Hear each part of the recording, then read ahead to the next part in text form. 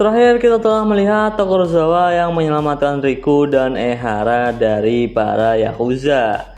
Riku juga kemudian memohon kepada Tokorozawa untuk mengajarinya tinju, namun Tokorozawa berkata jika ia bukan pelatih dan menyarankan Riku untuk menemukan atau melatih tinjunya di Baba Gym. Nah, kira-kira bakal seperti apa perjalanan Riku untuk bisa menjadi seorang petinju? Dan tanpa banyak basi-basi lagi, mari kita langsung masuk aja ke dalam pembahasannya. Setelah kejadian yang menimpa Riku dan juga Ehara, Tokorozawa menepati janjinya dengan membawa Riku ke tempat yang ia maksud sebelumnya. Namun, sepertinya tempat yang Tokorozawa maksud ini lumayan jauh, bahkan berada di tengah-tengah tempat prostitusi. Riku yang sedikit ragu pun bertanya apa ada gym di tempat seperti ini, namun Tokorozawa menjawab untuk Riku nggak khawatir karena sebentar lagi juga akan sampai. Dan mengunjungi tempat ini membuat Tokorozawa bernostalgia karena di zamannya ia banyak membuat orang-orang di sekitar sini mengeluarkan darah. Tokorozawa juga meminta Riku untuk memperhatikan sekitarnya baik-baik karena di tempat ini banyak sekali pertarungan. Di sana memang banyak sekali gembel, bahkan saat Riku dan Tokorozawa lewat ada orang yang sedang dipukuli karena mengacak-ngacak sampah.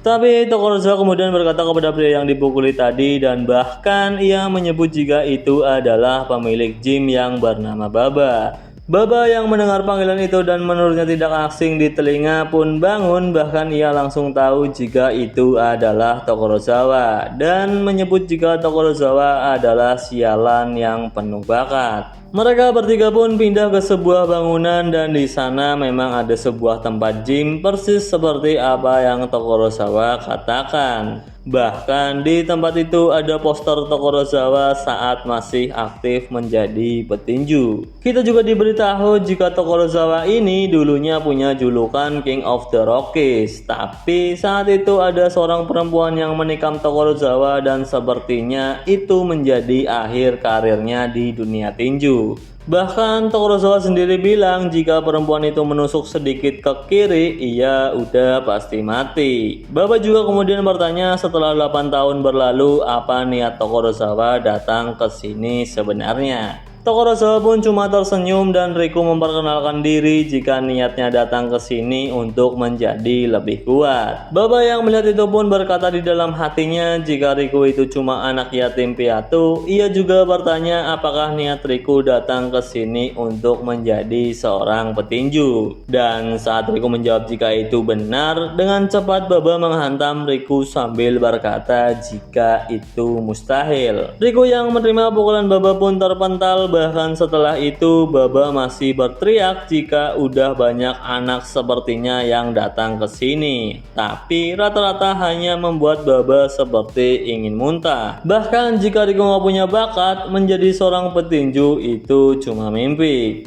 Baba juga berkata kepada Tokorozawa jika ia nggak mau mengurus anak yang bermimpi bisa mengikuti jejaknya. Usaha yang Tokorozawa lakukan dengan membawa Riku ke sini adalah hal yang sia-sia, malahan Tokorozawa hanya menghancurkan mimpi dan juga harapannya aja. Ketika Riku cuma punya semangat aja, jujur Baba berkata jika itu adalah sesuatu hal yang sangat konyol. Baba meminta untuk Tokorozawa tidak membuatnya kembali bermimpi karena memang tidak ada orang yang lebih baik dari dirimu. Dan sejak Tokorozawa pergi dari gym ini, perlahan-lahan Baba kehilangan pamornya. Tokorozawa yang mendengar ocehan Baba pun cuma terdiam, tapi ia kemudian berkata untuk hati-hati dan lihatlah ke belakang. Untuk sesaat Baba terlihat seperti bingung mendengar perkataan Tokorozawa, tapi ketika ia melihat ke arah Riku, dengan cepat Riku membalas pukulannya. Bahkan Riku melakukan pukulan bertubi-tubi kepada Baba dan walaupun Baba berhasil menangkis semua pukulan Riku, namun ia menyadari satu hal, jika setiap pukulan yang Riku berikan tepat di titik vitalnya. Riku pun terus-menerus memukul Baba, bahkan sembari memukul ia mengingat kejadian yang menimpa Ehara.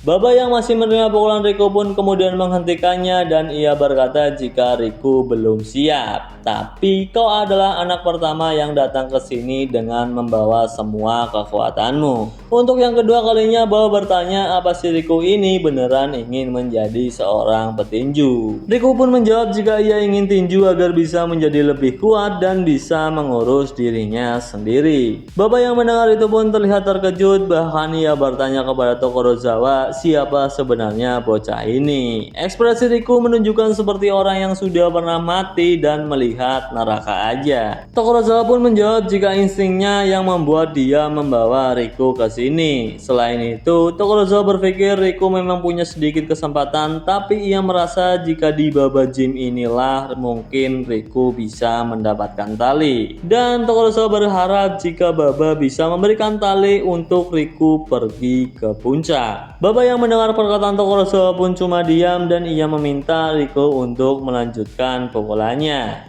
Baba juga menyebut jika Tokorozawa nggak pernah berubah. Baba yakin di dalam dirinya Tokorozawa sangat ingin melihat Riku berkembang dan sudah seperti ayahnya aja. Baba meminta untuk Tokorozawa tidak banyak berharap karena bagaimanapun Riku sendirilah yang punya tali dan dia sendiri juga yang harus memanjat sampai puncak. Baba akan membiarkan Riku berlatih di sini, bahkan ia berkata untuk Riku tidak usah mengkhawatirkan biayanya atau bisa dibilang gratis. Nah, sepertinya kita mengalami time skip di mana setelah Riku yang diterima berlatih di Baba Gym, ada seorang gadis di panti asuhan Riku yang bertanya apa si Riku pergi lagi. Anak-anak yang ada di sana pun bilang jika seperti bulan-bulan kemarin ia nggak ada, tapi kadang-kadang juga ia ada di sini. Yang berarti Riku udah berlatih di Baba Gym lebih dari 1 bulan. Dan sepertinya gadis yang terus menanyai Riku ini punya perasaan pribadi kepada Riku. Ia juga berkata sejak Ehara pergi, Naishiro merasa jika ada yang berubah dari diri Riku. Dan BTW, Naishiro ini nama gadis yang selalu nanyain Riku. Nah, di sisi lain Riku yang sedang berlari di sebuah gang, di saat itu juga ada seorang perempuan yang mendapat perlakuan kasar dari seorang laki-laki. Riku yang melihat itu pun tanpa banyak basi-basi langsung mendapatkan pukulan, bahkan cukup dengan 1 pukulan sudah bisa membuat orang itu tumbang. Riku juga sudah mulai dikenal oleh orang-orang di sana dan ternyata kita sudah sampai di akhir video ini. Jadi, bye-bye.